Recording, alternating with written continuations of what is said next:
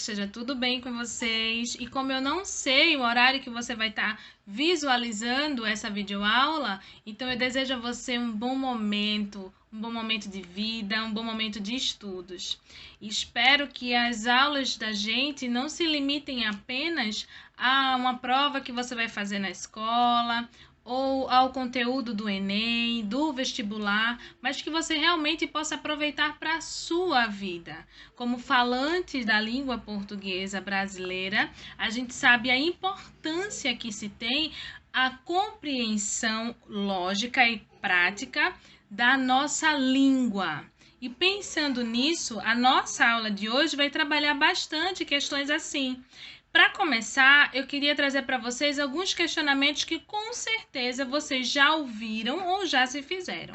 Um deles é: poxa vida, será que hoje em dia ninguém mais consegue levar as coisas na brincadeira? Querem levar tudo ao pé da letra? Mas e letra tem pé? Claro que não, né? Mas o que se quer dizer com isso? É que as pessoas não conseguem mais fazer a relação de uma linguagem conotativa e sempre levam tudo para o denotativo. Mas e o que seria isso, então? É isso que a gente vai ver na aula de hoje. Outra questão que a gente vai trabalhar são as figuras de linguagem. O que são figuras de linguagem? Quando eu as utilizo? É importante que você saiba muito mais do que decorar as palavras, as nomenclaturas para cada figura de linguagem, é que você compreenda o significado da palavra dentro do contexto, porque é exatamente isso que a gente vai trabalhar, porque as palavras, elas são atribuídas a elas significados diferentes dependendo do contexto em que ela está inserida e dependendo também do intuito que eu tenho com aquele diálogo. Por isso que a gente já teve em outras aulas o estudo das funções da linguagem, variação linguística, enfim. Hoje vamos trabalhar o sentido conotativo e denotativo e as figuras de linguagem. Vamos lá? Bem, gente, como eu tinha dito a vocês, hoje a gente vai trabalhar com o sentido da palavra denotativo, né? No sentido denotativo da palavra e o sentido conotativo da palavra. E depois a gente vai trabalhar com as figuras de linguagem. Para a gente poder iniciar, eu trouxe aqui um trecho do poema O Cão Sem Plumas, de João Cabral de Melo Neto. Ele diz assim: na paisagem do rio, difícil é saber onde começa o rio, onde a lama começa do rio, onde a terra começa da lama, onde o homem, onde a pele começa da lama, onde começa o homem naquele homem. Nesse trecho eu grifei, inclusive, algumas palavras que se repetem bastante, como rio, lama, homem. E tem também a palavra começa, que está sempre se repetindo, e isso é intencionalmente. A repetição é intencional. Depois a gente vai ver que figura de linguagem é essa. Mas a princípio o que eu quero trabalhar é com o sentido denotativo e conotativo da palavra. Quando eu falo em sentido denotativo, eu estou falando no sentido real da palavra. O significado que a gente encontra nos verbetes de dicionários, de enciclopédia. Já quando eu falo no sentido conotativo da palavra, é o sentido ligado ao contexto. No texto que eu trouxe para vocês, nesse trecho do poema O Cão Sem Plumas, a gente tem aqui, ó, onde o homem começa naquele homem. A gente sabe que não vai sair do homem outro homem, né? Isso é praticamente impossível de acontecer. Mas o que é que ele quer dizer com isso? O que é que ele quer dizer com esse começar o homem do homem? Para quem conhece o poema de João Cabral de Melo Neto, ele fala sobre o rio Capibaribe e sobre a comunidade ribeirinha que vive ali do rio e no rio. E ele denuncia as condições subhumanas que aquela população vive. É uma população que vive imersa na lama, naquele rio lamacento. Para quem não conhece o rio Capibaribe, trechos dele, ele é composto por manguezais, muita parte de lama realmente. É característica do rio Capibaribe. Mas aí ele remete muito dessas características do rio e fica sempre enfatizando rio, lama, terra e fala do homem, o homem imerso nessa lama, o homem que está ali totalmente ligado ao rio e é tão misturado o cenário com o homem que a gente nem sabe onde começa o homem, onde começa a pele, onde começa a lama, onde começa o homem naquele homem. As palavras aí, o sentido delas está muito atrelado ao contexto. E isso é característica do sentido conotativo das palavras. Vamos mais adiante? Então, o que seria denotação e conotação? A palavra, quando apresenta seu sentido original, impessoal, sem considerar o contexto tal como aparece no dicionário, nesse caso o que prevalece é o sentido denotativo, como eu tinha dito a vocês. Nesse caso aí, eu estou enfatizando o significado real das palavras. Já no sentido conotativo, é quando a palavra aparece com outro significado, passível de interpretações diferentes, dependendo do contexto em que foi empregado, é o sentido conotativo da palavra. E o que seria então figuras de linguagem? Já que eu sei agora o que é o sentido denotativo e conotativo da palavra, a gente pode passar para a segunda parte, que é as figuras de linguagem, ou melhor, que são as figuras de linguagem. Figuras de linguagem são recursos, palavras, expressões, repetições, etc., utilizados com a finalidade de produzir determinados efeitos expressivos.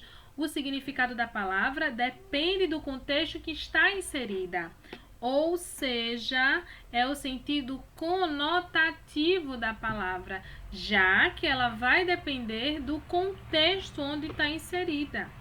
Eu quero que vocês compreendam com a aula de hoje exatamente qual o significado dessa palavra no contexto. Vocês precisam compreender o texto. Esse é o enfoque principal no conteúdo de figuras de linguagem. Apropriá-los dessas ferramentas utilizadas pelos autores de textos e pelos falantes para utilizar o máximo possível das expressões, do significado das palavras, para que a gente tenha mais recursos de expressar os nossos sentimentos através da linguagem verbal, que é mais limitada porque tem menos recursos do que a linguagem não verbal. Nesse momento eu posso utilizar vários recursos para expressar a vocês de uma forma não verbal aquilo que eu quero expressar. Já na linguagem verbal, as limitações são estabelecidas pelas palavras, faladas ou escritas. E para que a gente possa ampliar um pouco esse universo, a gente utiliza determinadas ferramentas. E as figuras de linguagens são algumas dessas ferramentas. Então, como é que eu posso caracterizar mais a fundo as figuras de linguagem? Essas figuras são também chamadas de figuras de estilo, são recursos especiais de que se vale quem fala ou escreve para comunicar a expressão com mais força e colorido, com mais intensidade e beleza. A gente vai classificar hoje em 4, tá? As figuras de linguagem vão ser classificadas em 4. A gente não vai ver todas as figuras de linguagem, mas veremos as principais. E eu trouxe 4 classificações, que é a figura de palavras, a figura de construção ou de sintaxe, a figuras de pensamentos e as figuras de som. Vamos ver cada uma delas? Nas figuras de palavras, a gente vai ter, primeiro, a metáfora. É o desvio de significação própria de uma palavra, nascido de uma comparação mental ou características comuns entre dois seres ou fatos. Nesse caso aí, é uma comparação. Mais adiante a gente vai ver que a comparação também é uma figura de palavras, mas elas têm as suas diferenças. Olha o exemplo de metáfora que eu trouxe. É um trecho também do poema Cão Sem Plumas, de João Cabral de Melo Neto. Ele tinha algo, então, do da estagnação de um louco, algo da estagnação do hospital, da penitenciária, dos asilos, da vida suja e abafada, de roupa suja e abafada, por onde se veio arrastando. Esse trecho, ele está caracterizando o rio Capibaribe. E ele fala que o rio tem algo da estagnação de um louco. Olha aí, ele está comparando a estagnação do rio à estagnação de um louco, de um hospital, de uma penitenciária, de um asilo.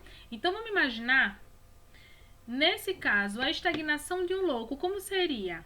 É o estar parado, preso, né? Por mais que você esteja parado, estagnado, mas o louco ele vai estar ali cheio de pensamentos, a mente dele vai estar trabalhando constantemente. A mesma coisa acontece no hospital. A gente aparentemente vai ver tudo estagnado, tudo parado, mas há uma movimentação interna muito grande. A mesma coisa nas penitenciárias, nos asilos, ou seja, a estagnação é aparente, porque por dentro há fervilhando vida, ideias, acontecimentos. E ele faz a comparação, ele faz a metáfora com áreas da sociedade que são totalmente excluídas. São os loucos, os penitenciários, as pessoas, os enfermos. É tudo aquilo que a gente, ou melhor, que a sociedade busca um afastamento. Ninguém quer estar doente, ninguém quer ser internado como louco, ninguém quer ser preso. E toda essa comparação, toda essa metáfora é intencional do poeta João Cabral de Melo Neto para causar no leitor essa sensação do rio ser estagnado, mas não é uma estagnação qualquer, é uma estagnação específica. Aí eu trouxe para vocês aí como representação da metáfora uma imagem do espetáculo O Cão Sem Plumas, né? Onde os dançarinos estão aí nesse movimento de rio, de homem, o homem de lama envolto, né? Daquilo que compõe o rio Capibaribe, para tentar expressar realmente para vocês o que seria essa metáfora do poema. Vamos adiante. E a gente tem a comparação. Consiste em pôr em confronto pessoas ou coisas, a fim de lhes destacar semelhanças, características, traços comuns, visando a um efeito expressivo. Olha o exemplo também do poema O Cão Sem Plumas. Aquele rio era como um cão sem plumas. Nada sabia da chuva azul, da fonte cor-de-rosa, da água do copo de água, da água de cântaro, dos peixes de água, da brisa na água. Nesse início de estrofe, logo nos 2 primeiros versos, a gente já tem a comparação. Aquele rio era como um cão sem plumas. Eu estou comparando 2 coisas aqui, o rio e o cão. E estou utilizando esse conectivo, como. Isso é o que vai diferenciar a comparação da metáfora. Na comparação, além da gente estar ali, pondo em confronto pessoas ou coisas, a gente também utiliza do recurso dos conectivos para unir quem eu estou comparando. Na metáfora eu não tenho a comparação, ela é feita diretamente corrido, né? A gente não tem essa utilização de conectivo. Outra figura de palavra é a metonímia. Consiste em usar uma palavra por outra, com a qual se acha relacionada. Nem sempre são sinônimos. Na maioria das vezes não são sinônimos, tá? A gente utiliza uma palavra por outra porque uma remete à outra, por algum acontecimento, por alguma característica, por algum fato específico, mas não são sinônimos. Essa troca se faz não porque as palavras são sinônimas, mas porque evoca a outra. Há uma metonímia quando se emprega. Eu coloquei aí 4 casos, mas existem outros também. Eu coloquei os 4 principais para que vocês compreendam o sentido da metonímia, que é a substituição de uma palavra por outra, porque essa uma evoca a outra. No primeiro caso, é o efeito pela causa. O bebê aspirou a vida pela primeira vez. Quando ele aspira pela primeira vez, ele aspira oxigênio, né? Ele não aspira a vida. Aí eu tô trocando o efeito pela causa. Quando eu aspiro pela primeira vez oxigênio, eu garanto a vida. Entendeu? Eu tenho o autor pela obra. Nas horas de folga, lia Camões. Ninguém vai ler Luís de Camões, ninguém vai parar e ler o corpo dele, né? Até porque já não existe mais nada. O que a gente faz realmente é ler as obras escritas por Camões. Eu gosto muito de, nas horas vagas, ler Miró da Muribeca. Então eu não leio Miró da Muribeca, eu leio as obras escritas por Miró da Muribeca. No terceiro caso, é o continente pelo conteúdo. A gente fala constantemente isso. Por favor, dá-me um copo d'água. Copo d'água? Quem é que bebe em um copo feito de água? A gente bebe a água contida no copo, não é verdade? Aí eu tenho a frase, ó. Tomou uma taça de vinho. Não. A gente tomou uma taça com vinho. Mas a gente tem essa mania de trocar o continente pelo conteúdo. Letra D, quarta causa, o instrumento pela pessoa que o utiliza. Edna é uma volante de primeira categoria. Edna não é uma volante. Edna utiliza o volante para dirigir. O que eu quero dizer com isso é que Edna é uma motorista de primeira categoria. Mas aí eu estou substituindo pelo instrumento que ela utiliza, que é o volante. Dentro ainda de figuras de palavras, a gente tem a perífrase, que é uma expressão que designa os seres por meio de algum de seus atributos ou de um fato que os celebrizou, ou seja, que tornou célebre. É um acontecimento, é uma característica que o destacou diante de todos. Olha o exemplo. Quando era pequeno, amava a Rainha dos Baixinhos. Para quem é dos anos 80, 90, até início dos anos 2000, sabe que a Rainha dos Baixinhos é Xuxa. Ela se destacou como apresentadora de programas infantis, tornando-se a Rainha dos Baixinhos. Aí eu substituo o nome Xuxa, ou Xuxa Meneghel, por Rainha dos Baixinhos. Outro exemplo. Vivemos no planeta Água. A gente sabe que o nome do nosso planeta é planeta Terra, mas a quantidade de água que o encobre é tão grande que essa característica o tornou célebre, o destacou diante dos outros. Aí a gente troca, né? Faz essa troca, essa permuta do nome e chama de planeta Água. Das entranhas da terra jora o ouro negro. A gente sabe que não tem ouro negro, que a cor do ouro é o amarelo, é o dourado. Mas então, que ouro negro seria esse? É o petróleo. A gente sabe que esse material tão utilizado, né, por nós na modernidade e pós-modernidade, na contemporaneidade, tão necessário para a produção de gasolina, de diesel, de piche, enfim, de diversas coisas. Ele é símbolo de riqueza. Quem o detém é garantia de riqueza. Por isso a gente faz, né, a comparação com o ouro. Como ele não é amarelo, é o ouro negro. Por fim, a gente tem o exemplo de o poeta dos escravos morreu moço, muito moço mesmo. Para quem está estudando literatura e escolas literárias, no caso romantismo, sabe que o poeta dos escravos é Castro Alves, que pertenceu à escola literária romântica e à geração condoreira, que lutou bravamente, através dos seus escritos, dos seus discursos, pela abolição da escravatura aqui no Brasil, em Pernambuco especificamente.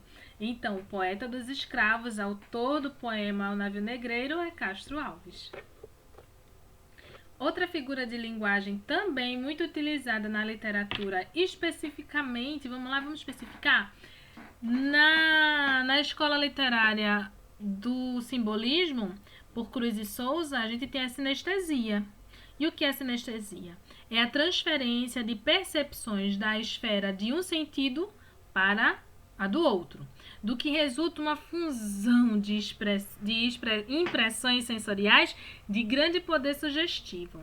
A gente sabe quais são os sentidos que a gente domina, que a gente detém. A visão, o olfato, paladar, a audição e o tato. Mas e quando a gente mistura os sentidos? Olha o exemplo. O cheiro doce verde do capim trazia recordações da fazenda para onde nunca mais retornou. Cheiro não tem nem gosto, nem tem como eu ver, né? O cheiro eu só sinto através do olfato. Mas nesse caso aqui, intencionalmente, a gente brinca com os sentidos para nos levar à sensação, à recordação real através do máximo sentidos possíveis da sensação de estar no campo, de sentir o cheiro do capim. Que cheiro é esse? É um cheiro doce, um cheiro agradável, e a gente remete diretamente ao visual, à cor verde do capim. Um doce abraço indicava que o pai desculpara. O que seria um abraço doce? Porque eu não tenho como comer um abraço, eu não tenho como lamber um abraço. Mas o que seria um abraço doce? É aquele abraço que nos remete à sensação de degustar um doce de leite, um doce de chocolate, aquela sensação agradável, né? De calmaria, de brandura, enfim. Essa sensação nos remete à doçura do abraço. É esse mesclar de sentidos que compõe a figura de palavras, a sinestesia. Outra figura agora dentro do campo das figuras de construção é a elipse. É a omissão de um termo ou oração que facilmente podemos subentender no contexto. É uma espécie de economia de palavras. Para não estar repetindo, eu subtraio aquela palavra, mas a gente compreende facilmente no contexto, mesmo havendo essa subtração. Olha o exemplo. As mãos eram pequenas e os dedos finos e delicados. As mãos eram pequenas e os dedos eram finos e delicados. Eu subtraí aí o verbo eram, mas não houve uma modificação no sentido da oração. No segundo exemplo, eu tenho na rua deserta, nenhum sinal de bonde. O que eu quero dizer? Na rua deserta não havia sinal de bonde, mas eu subtraí o verbo haver. Outra figura de construção é o pleonasmo. É o emprego de palavras redundantes com o fim de reforçar ou enfatizar a expressão. A gente utiliza muito isso em sala de aula para fixar conteúdo na cabeça do aluno. A gente repete constantemente, né?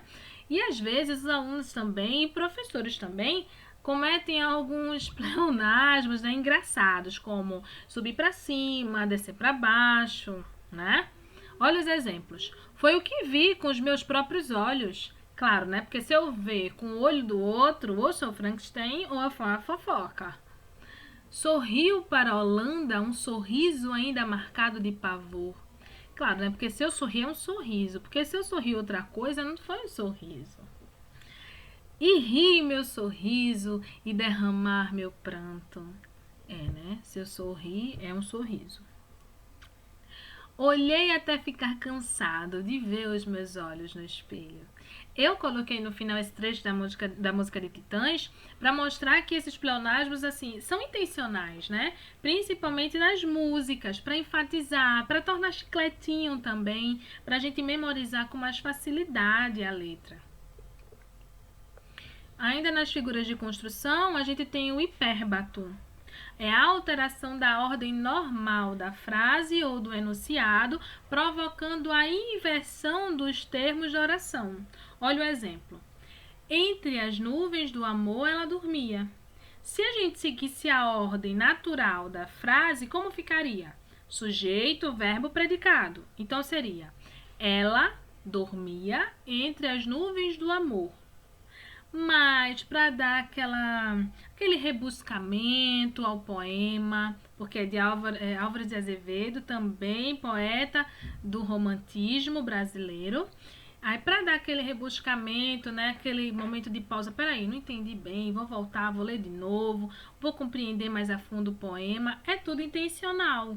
É para causar realmente essa sensação no leitor, para levar o leitor a se deleitar, a ter um olhar mais atento sobre o texto. A gente tem a zeugma, figura de sintaxe que consiste em suprimir ou ocultar palavras expressas anteriormente e que se encontram subtendidas. Olha o exemplo.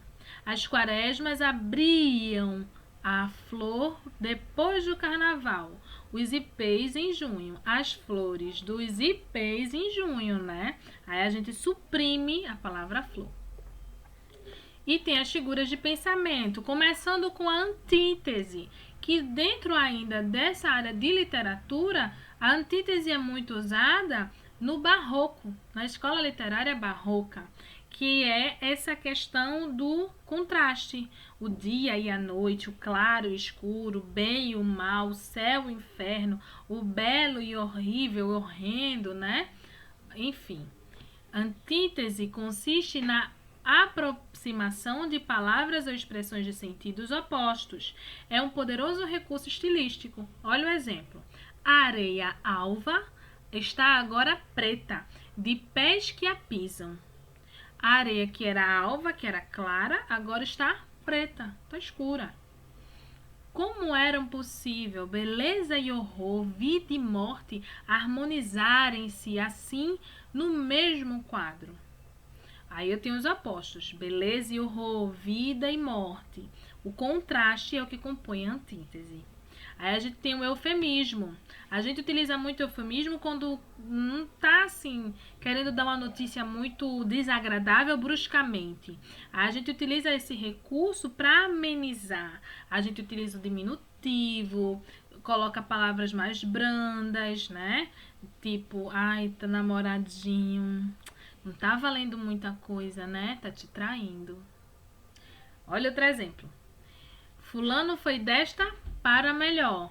Fulano foi para a glória. Ou seja, fulano morreu.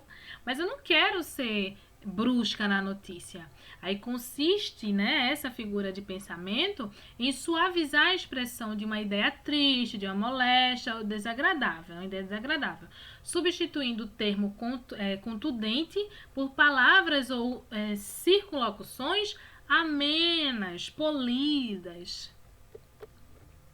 Outra figura de pensamento é a hipérbole, que é o contrário da que a gente viu anteriormente, que é o eufemismo. Na hipérbole a gente vai ter o exagero, né? É o exagero da afirmação. Eu tô morrendo de fome. Não, você não tá morrendo de fome. Se tivesse morrendo de fome, você estava internado tomando sorinho, né? Para hidratar. Aí, não, tô morrendo de sede. Não tá morrendo de sede. Se tivesse morrendo de sede, você não conseguiria nem falar direito, né?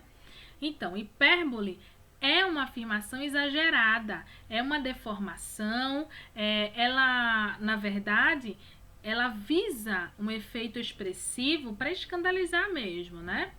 Olha o exemplo, chorou rios de lágrima. É claro que não, senão estava desidratada, né? Estava morto de sede. Não estava morto, porque senão era um zumbi. Morto de sede, né? Ainda estava com sede e é um zumbi, não pode. Os cavaleiros não corriam, voavam. Tem até uma linha de micro-ônibus aqui em Jaboatão que é bem assim, né? Eles não correm, eles voam. É o Vila Rica, terrível. A gente apelidou de Velozes e Furiosos na época do Orkut. E a gente tem também a ironia, muito utilizada hoje em dia, mas a gente precisa ter um cuidado na hora de construir, principalmente quando a gente está escrevendo, porque se a gente não se fizer entender, muitas vezes gera uma confusão de ideias, gera muita briga, principalmente no WhatsApp. Ah, você está tirando onda com a minha cara? Não, eu estou utilizando de ironia. Olha aí, a ironia é a figura de palavra qual dizemos o contrário do que pensamos, quase sempre com a intenção sarcástica. Olha o exemplo. Veja que belo serviço você fez, manchou toda a minha roupa. Claro que não foi um bom serviço. Se manchou, se estragou a roupa, foi um serviço péssimo. O ministro foi sutil, como a jamanta. fino como um hipopótamo. A gente sabe, né, que a jamanta não pode ser sutil e nem o hipopótamo fino por conta das proporções corpóreas dele. Então, o que é que eu estou sendo? Irônica, sarcástica. E as figuras de pensamento? Começamos com um paradoxo. Consiste essa figura em usar intencionalmente o contrassenso. Olha o exemplo. Sendo a sua liberdade, era a sua escravidão. Como pode? É um contrassenso. Você está livre e estar preso. Vou dar um exemplo, tá? A gente ama demais uma pessoa. Aí quando a gente se separa dessa pessoa, continua amando, mas teve que se separar. É uma liberdade, mas que escraviza, que prende a gente na dor de não tê-la mais. Estou cego e vejo. Estou cego de amor, mas continuo vendo. Arranco os olhos e vejo. Imagina, é muito amor, né? Tô cega de amor, mas eu continuo vendo meu amado. Arranco meus olhos, mas continuo vendo nos pensamentos. E a personificação? A personificação é a figura pela qual fazemos os seres inanimados ou irracionais agirem e sentirem como pessoas humanas. A gente utiliza muito essa figura de linguagem nas fábulas, quando a gente pega os animais, seres inanimados, e atribui características humanas a eles.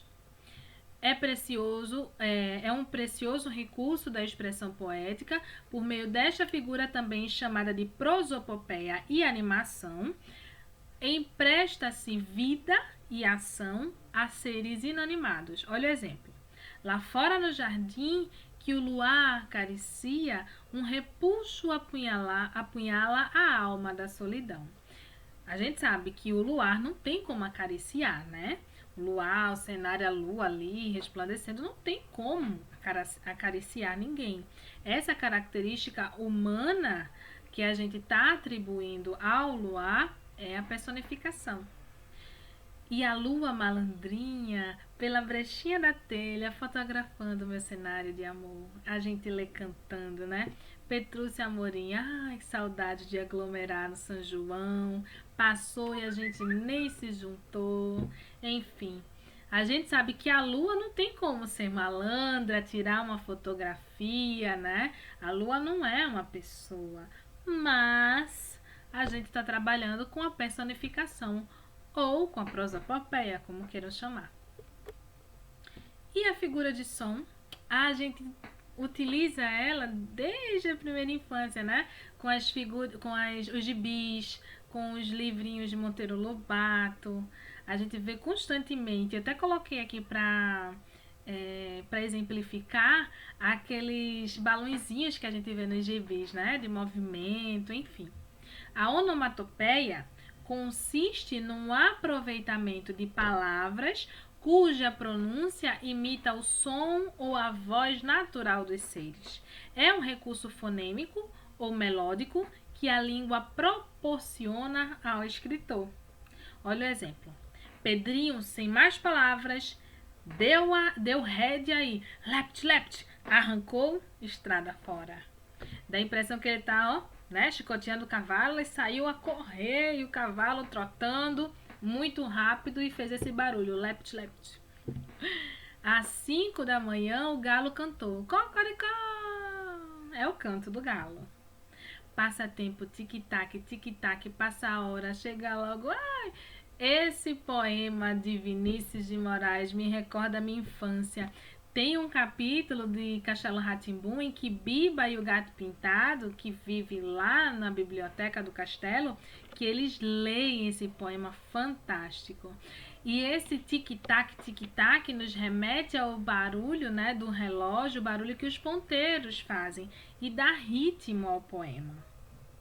A gente tem também a assonância, que consiste na repetição ordenada de sons vocálicos idênticos. Aí eu trouxe um exemplo de um trechinho de uma música de Caetano Veloso. Sou um mulato nato no sentido lato, mulato democrático do litoral. A repetição do O, do A, do O, U, A, tu, O, tu, U, Essa repetição gradual vocálica a gente chama de assonância. Ela dá ritmo à canção, né? Enfim, eu espero que vocês tenham compreendido as figuras de linguagem, as figuras de palavra, de pensamento, de construção ou sintaxe e de som. Mas lembrando sempre que o intuito é compreender para a vida, na prática, porque aí não tem como você esquecer, não precisa decorar. O intuito realmente é torná-lo um falante, um escritor de excelência, com excelência. Espero que vocês tenham gostado. Sigam o meu canal, me sigam também nas redes sociais. Aí tá o meu Instagram, que lá sempre eu tô colocando dicas de estudos, dicas de língua portuguesa. Vou começar a colocar também de língua espanhola pro Enem que se aproxima, pro SSA para quem vai fazer também. Enfim, até a próxima.